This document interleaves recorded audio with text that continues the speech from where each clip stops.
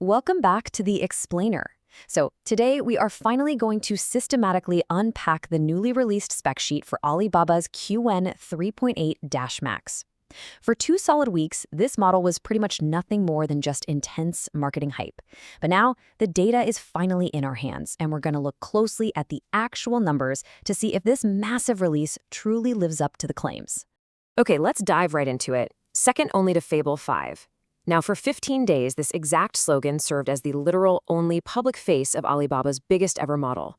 They had absolutely no benchmark table, no model card, no active parameter count, and honestly, no published license.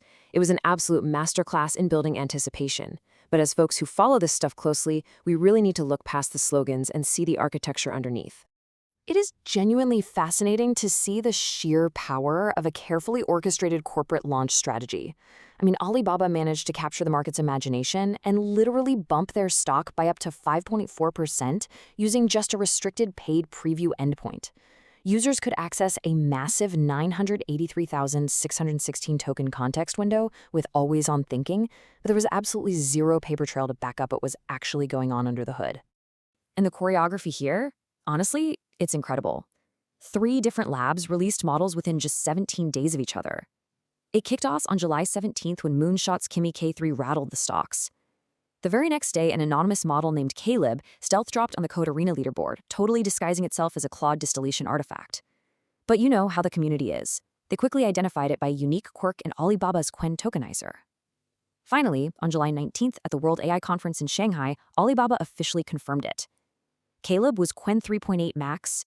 All right, Section 1, what the specs actually say, the engine versus the code. The headline grabber for sure was a staggering 2.4 trillion total parameters built on the Qwen 3.5 architecture. I mean, that is a truly astronomical number, clearly designed to turn heads and dominate news cycles. But as we know, total parameters don't really tell the whole story of how a model actually operates during inference, right? But here is the massive takeaway. Out of that giant 2.4 trillion parameters, only about 95 billion parameters actually fire per query.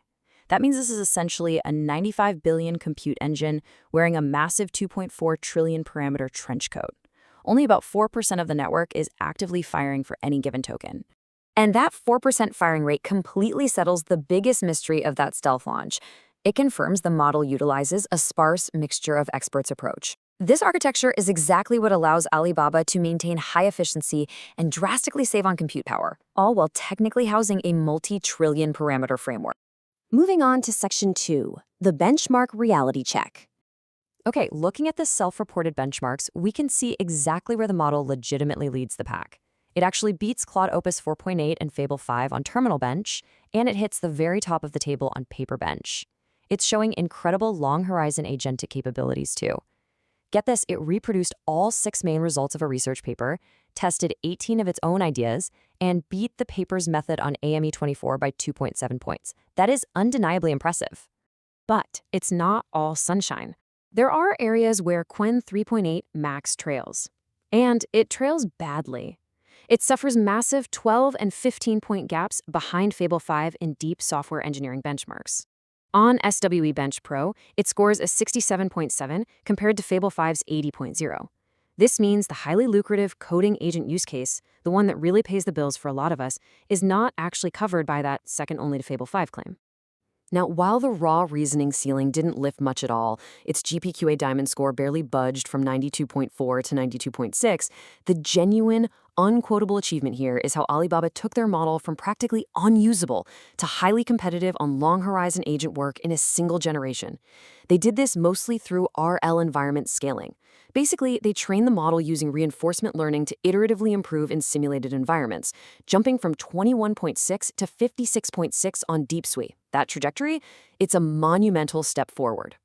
So how do you actually use it? Section 3, the 3 deployment lanes. All right, you've got 3 options. First, you have the OpenAI and Dash Scope compatible API available right now for immediate A/B testing. Second, they are promising the massive 2.4 trillion weights next week. But let's be real, with a 95 billion activated count, even aggressive quantization makes this a multi-node data center artifact. Nobody is self-hosting that in their garage. And third, we have the mid-sized 27B checkpoint. And the crucial takeaway for your workflow is that this 27B checkpoint is actually the most important piece of the entire release. It's distilled right down from the flagship's agentic numbers, and it's the only one that can run locally on a single high-memory machine. For your daily workloads, this is the version that belongs in your local first lane. Let's weigh the evidence. Section 4. The bull and bear cases. Look, the bull case highlights the incredible internal consistency of the agentic generation jump and the potential of the largest ever open-weight model, assuming, of course, it ships under an Apache 2.0 license. On the flip side, the bear case reminds us that these are highly sensitive, self-reported benchmarks. We have to factor in those wide coding gaps against Fable 5 and the reality that this is all coming from a company that still hasn't published the actual license text. We also have to neutrally observe a structural trend happening right now across the board. Labs are universally using the U.S. export-restricted Fable 5 as their primary marketing coordinate. When Kimi K3, DeepSeek's 0731, and Qwen 3.8-Max all drop within 3 weeks of each other, claiming adjacency to a restricted model, the benchmark being run is partly geopolitical. That contest is very real, but remember, it doesn't necessarily map to the actual needs of your daily workload. Bringing it all together now. Section 5. The final verdict. Before you go completely overhauling your deployment pipelines based on the hype, we are still waiting on 3 critical missing pieces.